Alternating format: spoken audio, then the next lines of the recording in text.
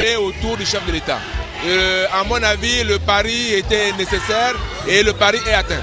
Contrairement à ce que certains médias relaient, il peut bien voir que le président de la République a une majorité qui le soutient totalement. Et aujourd'hui, nous venons de faire la démonstration que le Gabon est un pays uni.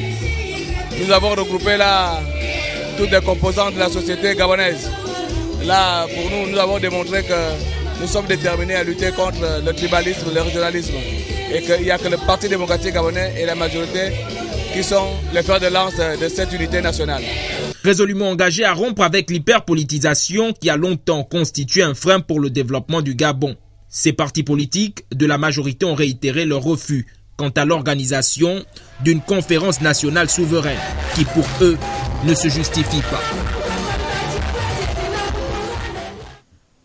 Alors pendant que la majorité républicaine pour l'émergence tenait son meeting au jardin botanique, les leaders de l'opposition, eux, réunissaient leurs sympathisants à la chambre de commerce de Libreville pour jeter les bases d'une nouvelle démarche au sein de ce qu'on appelle l'Union des forces du changement. Reportage Edgar Njemidoukaga et Jean-de-Dieu Mambundo.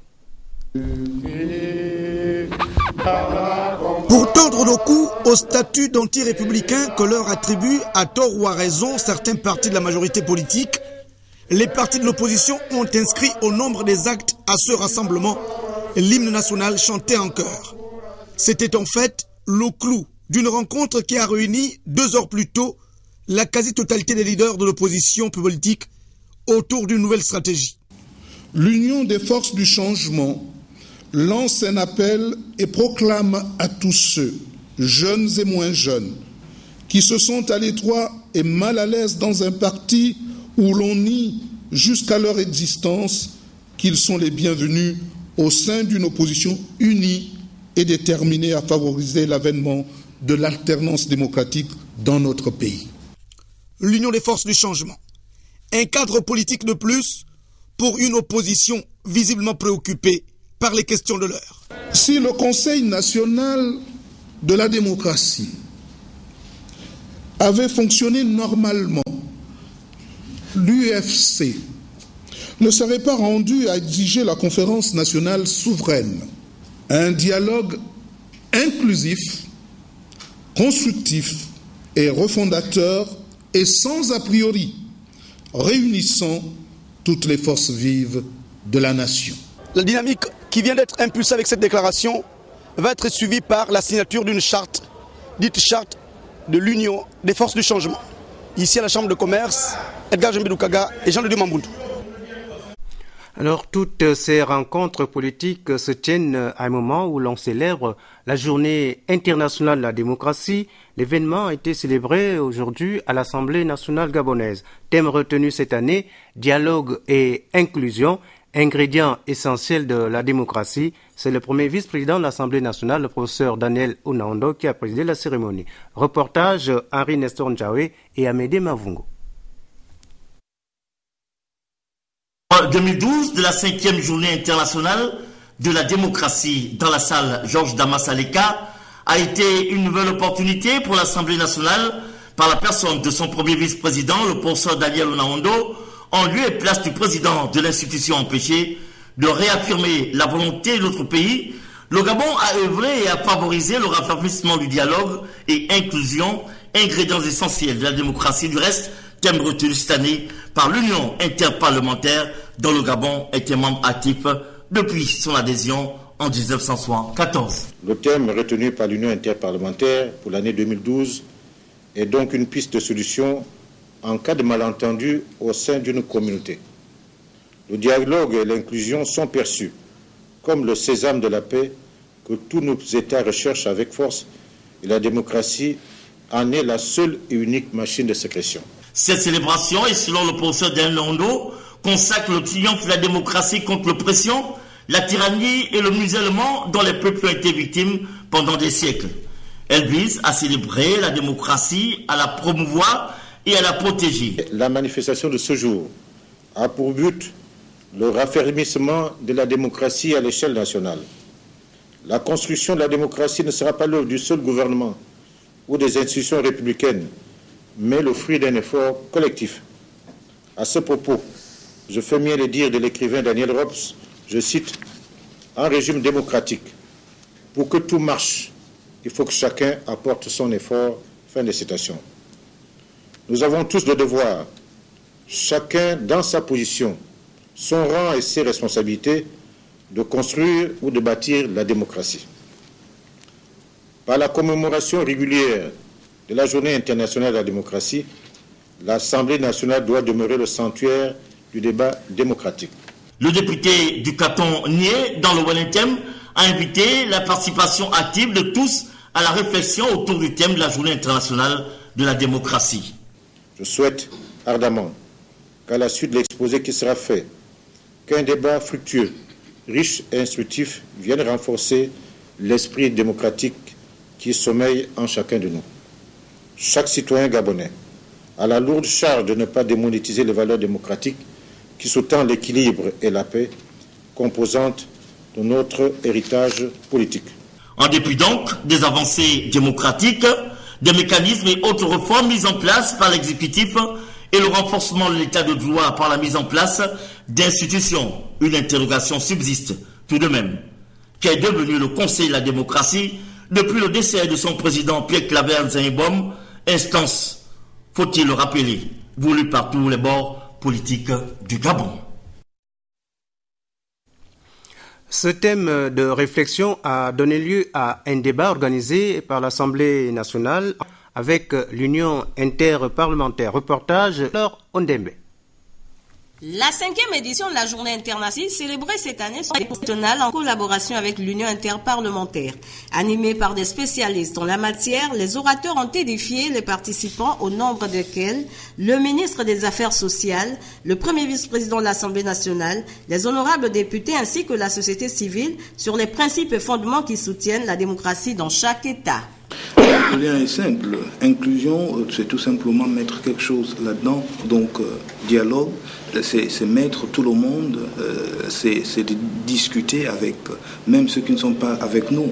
Le dialogue, c'est se parler, même quand vous ne vous entendez pas. C'est l'une des vertus, d'ailleurs, de la démocratie qui prévoit le pluralisme, la diversité des opinions.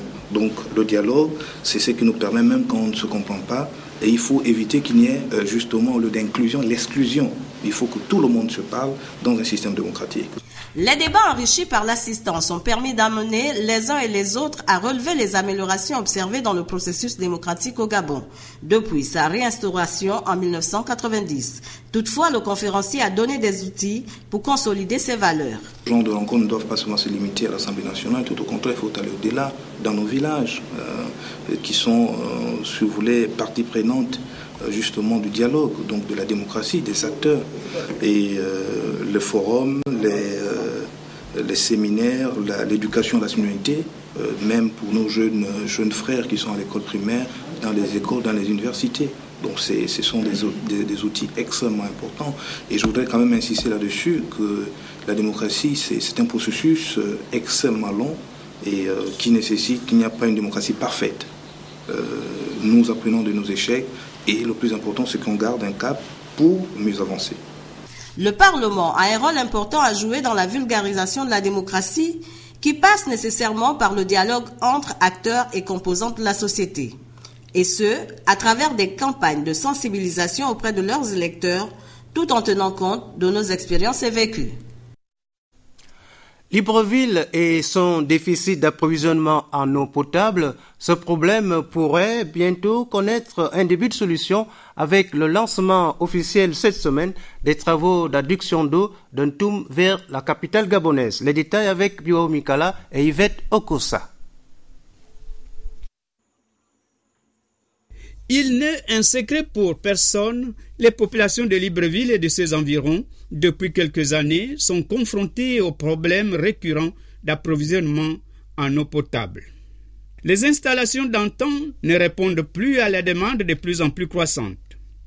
Face à cette situation préoccupante, le gouvernement de la République a décidé de renforcer le réseau de Libreville tant au niveau de conduite de transport qu'à celui de la capacité de stockage. Concrètement, on va y poser une canalisation d'un diamètre de 1200 mm qui va nous permettre d'augmenter la capacité de traitement est passé à 135 000 m3 jour de plus. Pour que ce projet atteigne tous ses objectifs, il faudra que la pose de la conduite soit suivie de la construction de l'usine baptisée Ntoum 7. Nous allons augmenter la capacité de transfert, je précise de transfert, entre Ntoum et Libreville. Ça veut dire que nous pourrons acheminer au moins 135 000 m3 jour de plus vers Libreville. Ce réseau de transfert en lui seul ne pourra pas résoudre les problèmes. Il faudrait imaginer qu'en amont, qu'il y ait une station de traitement. Le projet est en cours, l'appel d'offres est lancé. Il s'agira de construire une usine de traitement. Ce n'est que la conjonction de la construction de l'usine de traitement et de la pose de la conduite 1200 Ntoum-Libreville qui pourra résoudre radicalement les problèmes d'alimentation en eau de la ville de Libreville. Tous ces investissements colossaux montrent à suffisance la volonté du président de la République qui ne ménage aucun effort pour satisfaire les attentes de ses compatriotes. C'est le chef de l'État lui-même, lors du Conseil des ministres délocalisé de Franceville, qui a octroyé une enveloppe financière dédiée pour ce projet de pose de conduite DN 1200. Les travaux de ce chantier ont été confiés au groupement d'entreprises CETEG et Sobea et dureront 29 mois. La Direction générale de la concurrence et de la consommation a un nouveau patron à la personne de Modeste Mfaobian. Ce changement intervient à un moment où ce service est sous les feux de la rampe, surtout depuis la flambée généralisée des prix observés sur le marché national et international. Rodolphe Mukambi Boma et Michel John Boudéan ont assisté à cette cérémonie d'installation. Voici le nouveau directeur général de la concurrence et de la consommation. Modeste Mfaobian a pour délicate mission de mettre en musique les mesures prises par le gouvernement. Il s'agit entre autres de la suspension sur 3 mois de la taxe douanière et de la TVA sur 9 produits de première nécessité. Conscient du manque à gagner de 11 milliards de l'État sur le reste de l'année, le ministre de l'économie a interpellé le promu et toute la direction à rendre effectives les mesures gouvernementales sur le terrain. Tout le monde attend de voir les prix baisser sur le marché. Il va falloir donc que vous soyez présents sur le terrain pour voir comment les commerçants appliquent ces mesures. En d'autres termes, il faudra remettre sur les rails les contrôles, aussi bien au niveau de la Direction générale de la concurrence et de la consommation qu'au niveau de la Direction générale des douanes et droits indirects. Mais je voudrais rappeler qu'un contrôle n'est pas forcément répressif. Vous pouvez très bien contrôler dans un premier temps dans un but pédagogique. Prenant la parole, le nouveau directeur n'a pas manqué de remercier les autorités pour la confiance placée à sa modeste personne avant de dire « Je m'engage et avec moi toute l'équipe directionnelle à gérer les ressources humaines et financières en toute objectivité et transparence. Nous sommes convaincus que nous apporterons modestement et de façon positive notre contribution à l'édification d'une nouvelle direction générale de la concurrence et de la consommation arrivée à l'émergence. Pour continuer à lutter contre la vie chère, le ministre de l'économie a demandé au nouveau directeur général de réfléchir sur la réduction du coût des matériaux de construction.